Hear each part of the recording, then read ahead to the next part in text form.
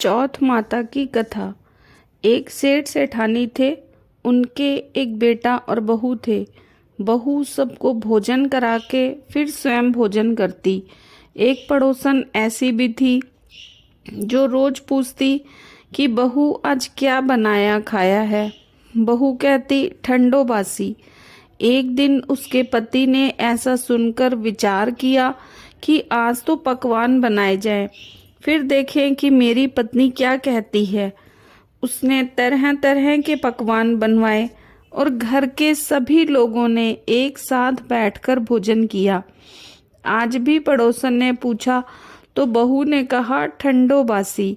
सेठ के लड़के ने सोचा हो ना हो कोई बात अवश्य है जिससे कि मेरी पत्नी ऐसा कहती है। उसने पत्नी से पूछा तुम रोज ठंडो बासी खाया ऐसा क्यों कहती हो, जबकि अपन सब ने एक साथ बैठकर कई तरह के पकवान खाए हैं। उसकी पत्नी बोली कि हम जो खा रहे हैं वो बाप दादा की कमाई है। जिस दिन आप कमा कर लाओगे उस दिन मैं समझूंगी कि ताज़ा भोजन कर रहे हैं। अब एक दिन लड़के ने माँ से कहा मैं अपने शहर में कमाई करने जा रहा हूँ। मैं एक बड़े शहर में कमाई करने जा रहा हूँ। माँ बोली बेटा अपने पास इतना धन है कि खाया नहीं खुटेगा। माँ के मना करने पर भी बेटे ने स्वयं कमाने का दृढ़ निश्चय कर लिया और जाते समय पत्नी से कहा जब तक मैं कमाकर बहुत सा धन लेकर न आऊं तुम चूल्हे की आग बुझने मत देना। एक दिन चूल्हे की आग बुझ गई तो वह मन ही मन घबराने लगी, कहीं मेरे पति पर संकट तो नहीं आन पड़ा। जल्दी से पड़ोस में से आग लाकर चूल्हे में रख दूं, ऐसा विचार करके पड़ोस में गई। वहां पड़ोसन चौथ माता का व्रत पूजन कर रही थी। पड़ोसन ने कहा थोड़ी देर में आकर ले जाना। बहू ने पड़ोसन से पूछा आप ये व्रत क्यों करती हो, इसके करने से क्या मिलता है। पड़ोसन ने कहा चौथ माता के इस व्रत को करने से अन्न लक्ष्मी मिले और अपनी मनोकामना पूरी हो। अब बहू भी चौथ माता का व्रत करने लगी। दीवार पर चौथ माता बनाई। उस दिन घी गुड़ का चूरमा बनाकर रात्रि को चंद्रमा को अर्घ्य देकर भोजन करती। ऐसा करते करते बहुत दिन हो गए। चौथ माता ने उस बहू के पति को सपना दिया कि साहूकार का बेटा तू जागे है कि सोवे, तेरी पत्नी तुझे बहुत याद कर रही है।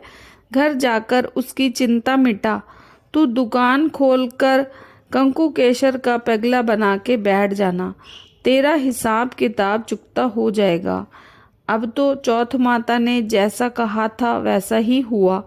उसने घर जाने की तैयारी की और गाड़ी भर के धन दौलत लेकर चल दिया। रास्ते में एक बड़ा सा काला नाग फन फैलाए बैठ गया और कहने लगा आज तो तुझे डसूंगा छोड़ूंगा नहीं, आज तेरी आयु पूरी हो गई है। सेठ के लड़के ने कहा आज चौथ माता ने मुझे सपना दिया तो मैं पत्नी से मिलने जा रहा हूँ। वहाँ मेरी पत्नी मेरी बहुत चिंता कर रही है, उससे मिलकर जरूर आऊँगा, तब तुम मुझे डस लेना।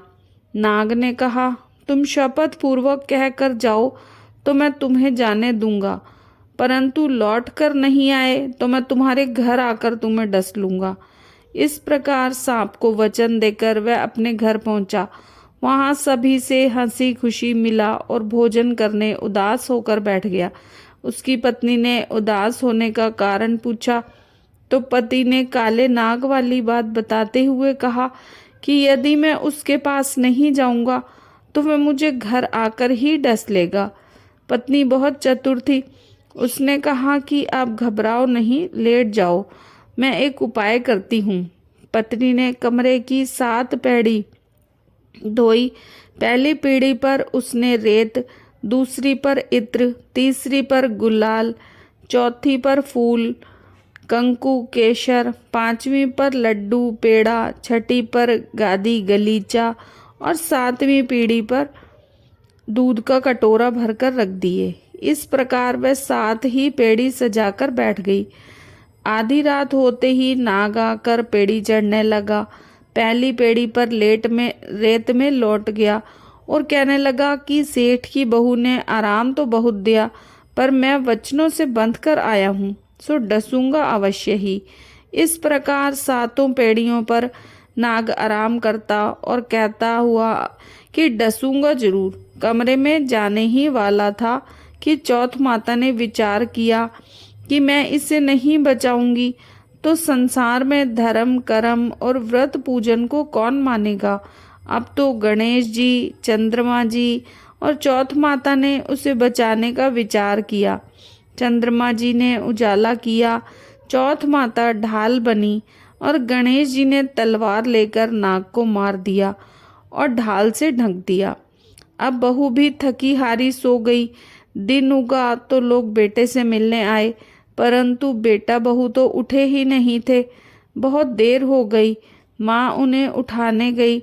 माँ ने 7 पेड़ियों पर जो कुछ देखा तो बहुत घबराई और बेटा बहू को आवाज लगाई।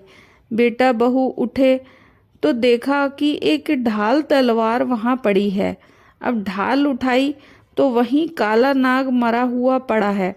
बेटा बहू ने सोचा कि आज तो धर्म कर्म ही आड़े आए, जो भगवान गणेश जी और चौथ माता ने रक्षा की।